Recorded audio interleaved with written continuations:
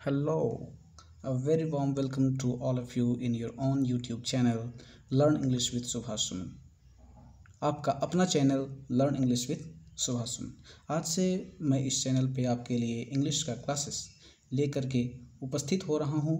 मैं यहाँ पे आपको इंग्लिश से रिलेटेड सारे टॉपिक एक एक करके लाता रहूँगा, चाहे वो ग्रामर हो, वोकैब हो, रीडिंग कॉम्प्रिहेंशन हो, या राइटिंग में letter writing, essay writing, paragraph writing और तरह तरह के राइटिंग्स, या फिर स्पोकन और प्रोनाउंसिएशन। और हाँ, मैं आपके लिए समय समय पे इंटरेस्टिंग कुछ पोएम और प्रोज भी साथ में लेकर के आता रहूँगा, जिससे कि आपकी ज्ञान की बढ़ते रहेगा। ठीक है, तो इसलिए मैं आपसे रिक्वेस्ट करना चाहूँगा कि आप इस वीडियो को ज़्यादा से ज़्यादा शेयर करें, ताकि आपके दोस्त भी इस लॉकडाउन में इसका फ़ायदा उठा सके। तो चलिए बिना समय गवाए हुए चलते हैं हम अपने मुद्दे पे। क्या कि इंग्लिश यानी कि अंग्रेजी अंग्रेजी ये एक ऐसा शब्द जो कि हमारे स्पेशली बिहार और झारखंड वासियों के लिए सबसे बड़ा मुद्दा बन गया है, और सबसे बड़ी टेंशन वाली बात हो गया कि वो सारे सब्जेक्ट में पास कर जाते हैं, लेकिन ये एक सब्जेक्ट है जो कि उनको तबाह कर देता है, और इनके वजह से वो सफलता अपने हासिल नहीं कर पाते हैं, वो अपने मुकाम तक नहीं पहुँच पाते हैं। तो आइए दोस्तों, हम लोग इस पर चर्चा करते हैं, और ये जो हमारी कमजोरी है, मैं आपको इसे मजबूती में बदलने में आपकी मदद करूँगा। तो चलिए, सबसे पहले मैं लेकर के चलता हूँ कि अंग्रेजी को एक सब्जेक्ट ना समझ करके, ठीक है, इसे आप स्किल समझिए। ठीक है, स्किल समझिए, इसे भाषा समझिए, आप भाषा समझिए। ठीक है, क्योंकि यदि आप इसे एक बोझ की तरह समझेंगे, सब्जेक्ट समझेंगे, तो फिर आपको पढ़ने में इतना इच्छा नहीं लगेगी। इसे आप सीखने की, इसे आप ज़िंदगी में हमेशा इस्तेमाल करने के लिए इसे पढ़िए, इसको एक भाषा की तरह सीखिए। और तो और इसमें आप रूल्स और रेगुलेशन को रटना बंद कीजिए, क्योंकि भाषा को कोई रूल और रेगुलेशन से बांधा नहीं जा सकता है, इसे हमको समझदारी से लेना पड़ेगा। तो चलिए बिना समय गवाए हुए हम लोग चलते हैं, अपना सफ़र को स्टार्ट करते हैं। चलिए सबसे पहले स्टार्ट करते हैं लेटर्स से। लेटर्स यानी कि लेटर्स क्या होते हैं, तो ABCD to Z, यानी कि A से Z तक वो सारे क्या हुए, वो सब लेटर्स हुए। और मैं बता दूं दोस्तों कि इसी के कलेक्शन को क्या कहते हैं, अल्फ़ाबेट। और दोस्तों ये बहुत ही कंफ्यूजिंग वाली चीज़ हो गई है। चलिए मैं आपसे पूछ ही लेता हूँ कि लेटर्स कितने होते हैं, बोलिए, लेटर्स कितने होते हैं? 26। चलिए ठीक है, 26। चलिए उसके बाद अल्फ़ाबेट कितने होते हैं दोस्तों, अल्फ़ाबेट कितने होते हैं? ये भी 26। जी नहीं, यदि आपका अल्फ़ाबेट 26 है तो फिर लेटर्स कितने हैं? यदि लेटर्स 26 हैं तो अल्फ़ाबेट्स, यहीं से क्या हुआ, आपका क्या होता है कि कन्फ्यूज़न।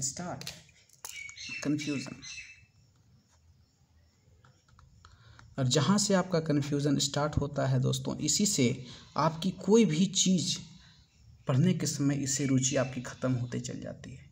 इसलिए प्यारे दोस्तों, मैं आपसे रिक्वेस्ट करूँगा कि जब भी आपको कोई कन्फ्यूज़न हो, आप ज़रूर किसी न किसी से पूछ करके, चाहे वो गूगल करके देख लें, या किसी बड़े से पूछ करके उसका आंसर पाइए। क्योंकि यदि आप आंसर्स को नहीं पाते हैं तो उससे आपका क्या दिलचस्पी धीरे धीरे घटते चल जाएगा, और उससे आप दूरी बनाते चल जाएंगे।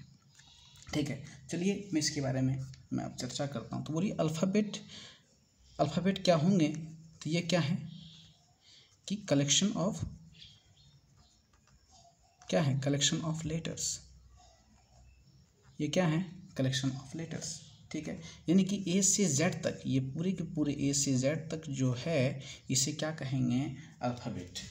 ठीक है। और अकेले अकेले दे रहा, ए अकेले रहा, बी अकेले रहा, सी अकेले, डी अकेले रहा, तो ये सब क्या कहलाएगा? लेटर्स। और यदि सबको एक साथ करेंगे तब होगा क्या? अल्फ़ाबेट। तो इसी से मेरा कंक्लूजन निकलता है क्या दोस्तों, कि लेटर्स संख्या में 26 होते हैं और फिर अल्फ़ाबेट 1 होते हैं। क्यों? क्योंकि इसी के अंदर ही क्योंकि अल्फ़ाबेट ही क्या है? Collection of letters, right. क्योंकि यही है कलेक्शन ऑफ लेटर्स, ठीक है। तो ये संख्या में 1 होंगे। ये इससे आपका ईरर में भी क्वेश्चन आता है, जैसे कि आएगा कि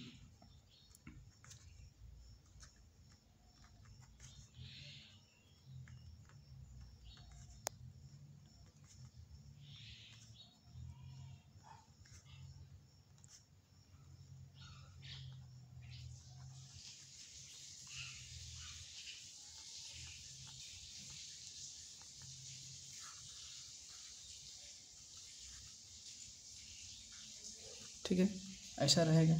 तो आप क्या कीजिएगा कि how many alphabets are there in English language, से रहेगा, समझिए इस तरह। चलिए, जिक्र रहा ए बी सी, और यहाँ डी रहा नो इरर। डी में रहेगा क्या? चलिए नो इरर यदि रहा, ठीक है। तो इसमें आप क्या आंसर देंगे? आप सीधे मारेंगे, क्या करेंगे? डी, यानी कि इसमें से कोई इरर नहीं है। लेकिन नहीं दोस्तों, इसमें इरर है, और इरर है कौन? ये अल्फ़ाबेट्स नहीं होंगे। इसका सही क्या होगा? अल्फ़ाबेट होगा, यानी कि गलत क्या है यहाँ, ठीक है दोस्तों। क्योंकि ये पहले से ही क्या है? एक कलेक्शन है, इसको प्लूरल है, प्लूरल को फिर से हम लोग प्लूरल नहीं बनाते हैं दोस्तों, ठीक है। चलिए हम लोग अब आगे बढ़ते हैं। एक और चीज़ मैं बता दूँ, आप लोग को शायद समस्या होता होगा ABCD पढ़ने में भी। यदि आपको विश्वास नहीं होता है तो मैं आपको बता दूँ, बोलिए। चलिए, अच्छा ठीक है, मैं आपसे पूछ ही लेता हूँ कि ये बता दीजिए आप, ये क्या है?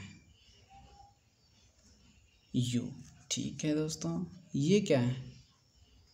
भी, जी नहीं, इसे पढ़ते हैं वी, वो, ठीक है। उसके बाद फिर ये क्या हुआ?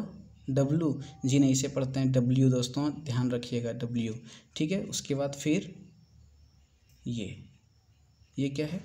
जेड, ठीक है, जेड, ठीक है दोस्तों। ये है जेड, जेड नहीं, जेड, ठीक है दोस्तों। ये इस पे, ठीक है, ये तीनों पे स्पेशली गौर कीजिएगा दोस्तों, क्योंकि इस पे सब लोग क्या करते हैं? गलती करते हैं, ठीक है। जब गलती करते हैं, जब हम लोग सीख रहे हैं दोस्तों, तो फिर गलती सीखने से कोई फ़ायदा नहीं है। तो चलिए, इस कन्फ्यूज़न वाला तो इसका सॉल्यूशन हो गया। और अब हम लोग आगे बढ़ते हैं कि अल्फ़ाबेट हो गया, उसके बाद हम लोग आएंगे किस पे? वर्ड, ठीक है दोस्तों। वर्ड, यानी कि अब वर्ड क्या है? वर्ड कुछ नहीं है दोस्तों, बल्कि क्या है? अरेंजमेंट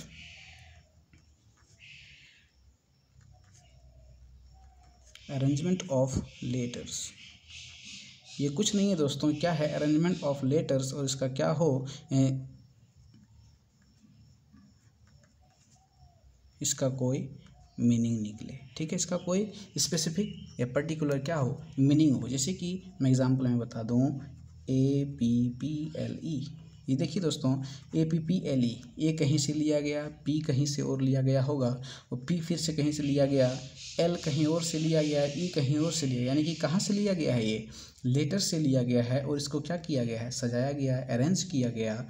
और चलिए, अरेंज तो हो गया, उसके बाद अब देख रहे हैं कि इसका एक मीनिंग निकल रहा है, यानी कि इसका मतलब जान रहे हैं कि ये एक सेब है, यानी कि इसका एक मीनिंग निकल रहा है, यानी कि क्या है? ये एक वर्ड है दोस्तों।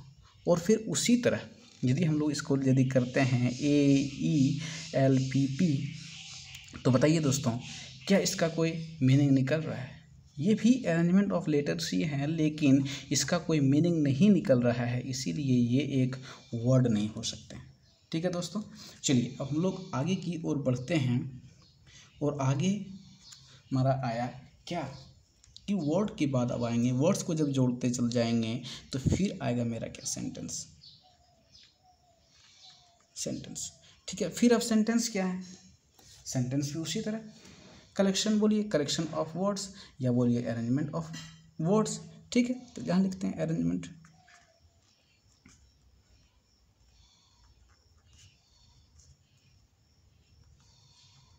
arrangement of words which makes complete sense, yes, makes complete sense, complete sense यानी कि क्या हो, इसका पूरा का पूरा अर्थ निकले। चलिए इसका एग्जांपल हम लोग लेते हैं, जैसे कि क्या, Ram is eating a mango, यानी कि क्या, राम एक आम खा रहा है। इसमें देख रहे हैं इस सेंटेंस में क्या हो रहा है कि दोस्तों, इसका पूरा का पूरा इसका मीनिंग निकल रहा है, यानी कि क्या, राम एक आम खा रहा है, इसका पूरा का पूरा मीनिंग निकल रहा है, यानी कि ये एक सेंटेंस है। इसी को फिर से यदि हम कर दें क्या, राम ए, ठीक है, उसके बाद फिर मैंगो, मैंगो इज ईटिंग, ठीक है। अब ये बताइए दोस्तों, क्या इसका कोई सेंस निकल रहा है, नहीं निकल रहा है, इसका कोई सेंस नहीं निकल रहा है, यानी कि ये एक सेंटेंस नहीं है, ठीक है। चलिए इससे और आगे हम लोग बढ़ते हैं, फटाफट बढ़ते चलते हैं, स्पीच, ठीक है।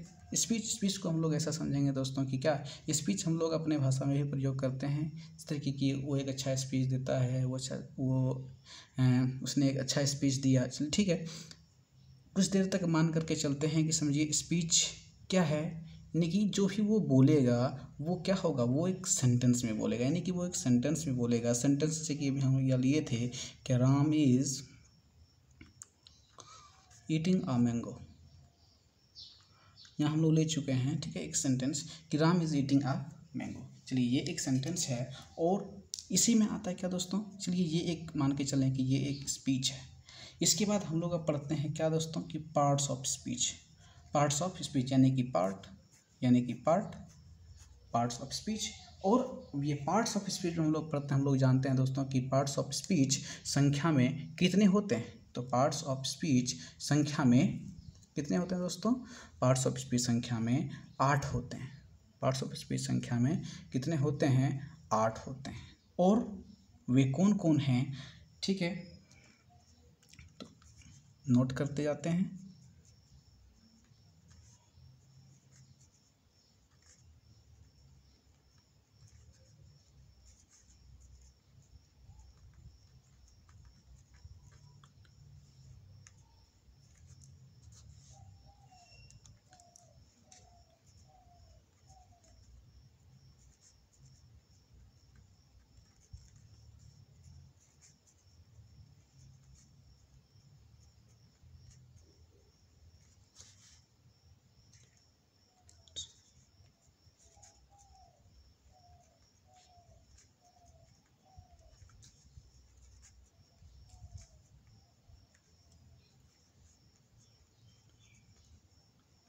चलिए तो ये आपके नाम हुए क्या, कि नाउन, ठीक है, प्रोनाउन, ठीक है, परनाउन नहीं पढ़ेंगे दोस्तों, ठीक है, ध्यान रखें। उसके बाद फिर एडजेक्टिव नहीं पढ़ेंगे, इसे पढ़ेंगे एडजेक्टिव। जो ए और डी के बीच में जब भी डी आएगा दोस्तों, तो ये एक हमेशा क्या होगा, साइलेंट होगा, ठीक है। जैसे कि एक और एग्जांपल मैं दे दूँ, क्या, एडजस्ट। हम लोग अपने ज़िंदगी में क्या करते हैं, जिसको एडजस्ट बोलते हैं ना दोस्तों, उसे क्या बोलेंगे, एडजस्ट, ए डी साइलेंट, अजे यू एस टी रहा तो क्या, एडजस्ट, ठीक है।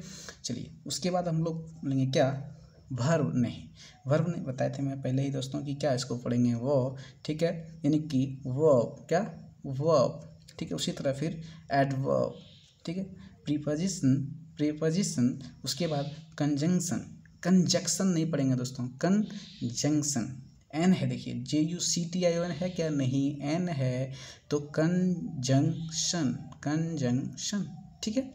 उसके बाद फिर आया इंटरजेक्शन। चलिए हम लोग एक एक करके, तो ये क्या हुआ, चलिए पार्ट्स ऑफ स्पीच ये हैं। अब उसके बाद पता चलता है क्या किया, कि ये सब चीज़ इनमें से क्या हैं, ये जो हैं स्पीच के पार्ट्स, अब ये क्या हैं, ये कैसे पता चलेगा? ये पता तब चलेगा कि ये किस तरह से अपना काम कर रहा है। जैसे कि दोस्तों मैं आप एग्ज़ाम्पल दूँ, आपकी मम्मी, ठीक है, यदि आपके घर में रहती हैं, आपके पास रहती हैं, तो आप क्या बोलते हैं?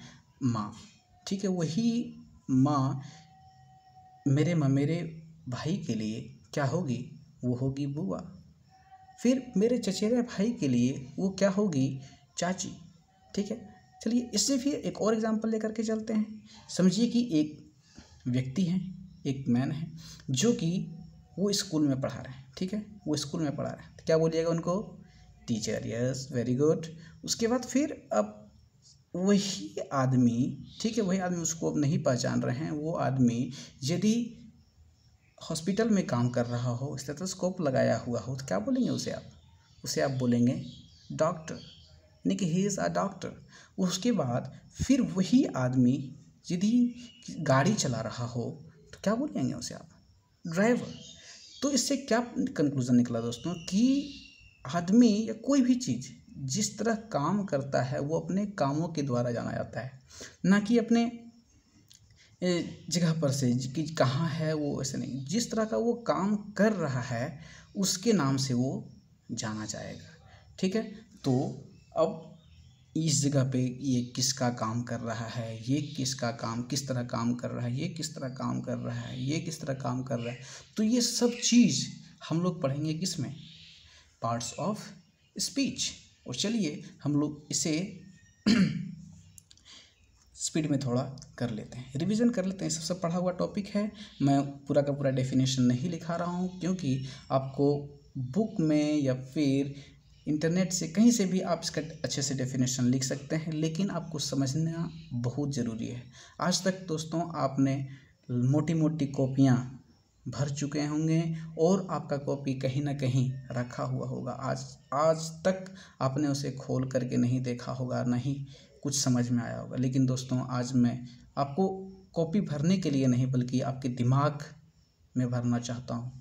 मैं आपके दिमाग में बताना चाहता हूँ कि ये हैं क्या, इसे और समझने की ध्यान कीजिएगा, ठीक है। इसे लेकर के चलते हैं। नाउन, अब जानते हैं डेफिनेशन आपका रटा हुआ है क्या, कि noun is name of anything, या noun is a name of place, person, things, animals, या डॉट डॉट डॉट कुछ कुछ, ठीक है। तो हम लोग लेकर के चलते चलिए, क्या है नाउन? एक नेमिंग वर्ड है। नाउन क्या है? नेमिंग वर्ड, ठीक है दोस्तों। नाउन क्या है? नेमिंग वर्ड, ठीक है। प्रोनाउन, प्रोनाउन क्या है? रिप्लेसेस अ नाउन और अ प्रोनाउन। क्या करेगा दोस्तों? ये नाउन, ठीक है, ये नाउन को क्या करेगा? ये नाउन को क्या करेगा? रिप्लेस करेगा, ठीक है। एडजेक्टिव, ये एडजेक्टिव क्या करेगा दोस्तों? ये क्वालिफाई करेगा। क्या करेगा? क्वालिफाई करेगा, क्वालिफाई, FIS, ठीक है। क्वालिफाइज अ नाउन, ठीक है, और ए प्रोनाउन, ठीक है, और अ प्रोनाउन। ये क्या करेगा दोस्तों? एडजेक्टिव जो है ये क्वालिफाई करने का काम करेगा। ये बताएगा किसके बारे में? नाउन के बारे में या प्रोनाउन के बारे में, ठीक है। उसके बाद फिर आया क्या? वर्ब। वर्ब यानी कि फिर क्या है? हम लोग जानते हैं कि एक्शन, एक्शन वर्ड। ये क्या है? एक एक्शन वर्ड। उसके फिर चलेंगे एडवर्ब। एडवर्ब क्या है? तो चलिए ये क्या करेगा? क्वालिफाई करेगा किसको? Qualifies verb. किसको करेगा? वर्ब को क्वालिफाई करेगा, ठीक है। उसके बाद फिर चलिए प्रीपोजिशन। प्रीपोजिशन क्या करेगा दोस्तों? बताइए, ये क्या है? रिलेट करेगा। क्या करेगा? रिलेट, ठीक है, रिलेट, रिलेशन बताएगा, ठीक है। रिलेटिंग, रिलेटिंग वर्ड, ठीक है। उसके बाद आएंगे हम लोग क्या? कंजंक्शन। कंजंक्शन क्या करेगा? ये ज्वाइन करेगा। क्या करेगा? Joining, joining word. ये क्या है? एक ज्वाइनिंग वर्ड है, ठीक है दोस्तों। उसके बाद आएंगे हम लोग किस पे? इंटरजेक्शन। इंटरजेक्शन क्या है दोस्तों? कुछ नहीं, जिस तरह की आ, हु, हर्रे, हुर्रे, ये सुनो, मतलब जिस तरह का आवाज़, ओच, यानी कि हमारे क्या है, सडन फीलिंग्स जो होंगे वो आएंगे किसके अंतर्गत, आएंगे interjection, sudden feelings expression word है कि नहीं, एक्सप्रेशन वर्ड जो आएंगे सब इसमें आएंगे। चलिए मैं आपको आप ये सोच रहे होंगे कि ये इस तरह करके क्यों लिखे, नाउन के बाद प्रोनाउन, प्रोनाउन के बाद एडजेक्टिव, उसके पहले वर्ब क्यों नहीं लिखें, वर्ब क्यों नहीं लिखें, इस तरह लिखने के पीछे मेरा ये लॉजिक है दोस्तों। ये इसलिए क्योंकि चलिए नाउन यानी कि आप जो भी चीज़ देख रहे हैं वो उसका कुछ ना कुछ नाम होगा। जितनी भी चीज़ आप सबसे पहले क्या करते हैं, उसे देखते हैं, चाहे क्या करते हैं, सुनते हैं, तो वो सब चीज़ सब किस में आएंगे, वो आएंगे नाउन में। और नाउन की जगह पे जो शब्द इस्तेमाल होगा वो क्या कहलाएगा दोस्तों, वही कहलाएगा क्या कि प्रोनाउन।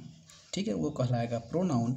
और नाउन और प्रोनाउन को क्वालिफाई जो करेगा वो कहलाएगा एडजेक्टिव। और नाउन जो भी कुछ काम करेगा वो होगा वर्ब। और नाउन जो है जो काम कर रहा है वो कैसे कर रहा है वो बताएगा कौन, एडवर्ब। और उसके बाद फिर नाउन जो है, अब किसी से रिलेशन यदि बताने का हो तो कौन बताएगा, प्रीपोजिशन। और फिर नाउन जो है एक दूसरा नाउन से जुड़ना चाहेगा, संबंध बनाना चाहेगा, तो वो कौन उसकी मदद करेगा, वो मदद करेगा कंजंक्शन।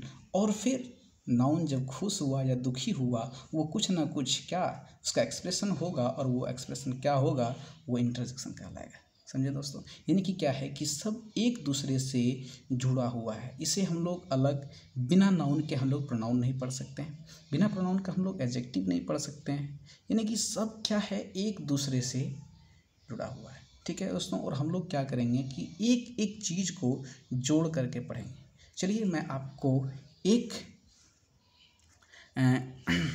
जाते जाते मैं आपको एक होमवर्क देते चल जाऊँ। ठीक है, कि ही इज़ वॉकिंग, ठीक है, इन द पार्क, यानी कि क्या कि वो पार्क में टहल रहा है। ठीक है, उसके बाद वॉकिंग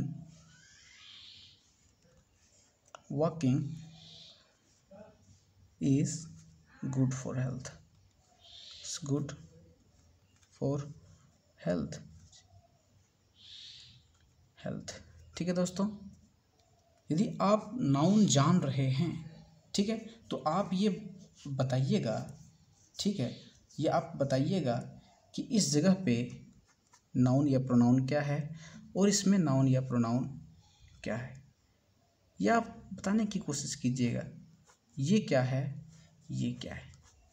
ठीक है दोस्तों, नाउन चलिए, प्रोनाउन तो ये हो गया, लेकिन चलिए ये वॉकिंग, चलिए इसे आप जानते हैं कि क्या है, कि एक्शन यानी कि काम करने वाला जो है, हम लोग ये यही चीज़ जानते हैं कि काम करने वाला वो क्या होगा, वो एक वर्ब होगा। ठीक है दोस्तों, यदि यहाँ ये काम कर रहा है तो इस जगह पे ये क्या है, ये आपको बताना होगा कमेंट सेक्शन में। ठीक है दोस्तों, और इसी के साथ मैं अपने क्लास को यहीं पे समाप्त करना चाहूँगा। यदि आपके पास कोई भी डाउट्स होंगे तो आप कमेंट बॉक्स में कमेंट करें, और हाँ, आप इस वीडियोज़ को ज़्यादा से ज़्यादा शेयर करें ताकि लोगों के पास पहुंच सके।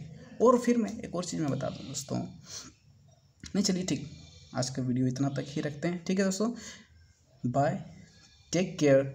और फिर हाँ दोस्तों, कि इस जगह पे इस समय अभी बाहर ना निकलें, घर में रहें, सुरक्षित रहें, स्वस्थ रहें, अपना का ख्याल रखें और अपने माँ बाप का भी ख्याल रखें।